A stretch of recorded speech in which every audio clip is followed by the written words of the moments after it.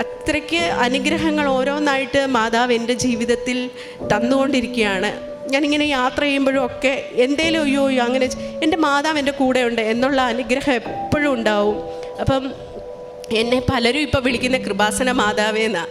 അപ്പം ഞാൻ പറയാം, അത് എന്നെ വിളിക്കാൻ വേണ്ടി അത്ര പരിശുദ്ധിയൊന്നും അല്ല ഞാൻ, എങ്കിൽ പോലും അവരെല്ലാം എൻ്റെ ഭക്തി ഞാൻ പറയുന്നതും കേട്ടിട്ടാണ്. യൂട്യൂബിലൊക്കെ വലിയൊരു ട്രോളുണ്ട്, ഞാൻ എൻ്റെ കാശുരൂപം ഞാൻ കൃപാസന മാതാവിൻ്റെ വലിയ ഭക്തയാന്ന് പറയുന്ന ഒരു ഓഡിയോ ലോഞ്ചിന് പറയുന്ന ഒരു വീഡിയോ.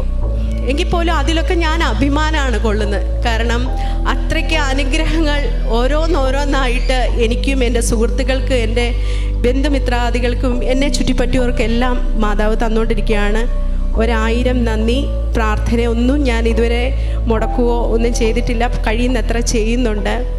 എല്ലാവരും അതുപോലെ ചെയ്യുന്നുണ്ടെന്ന് വിചാരിക്കുന്നു. നന്ദി.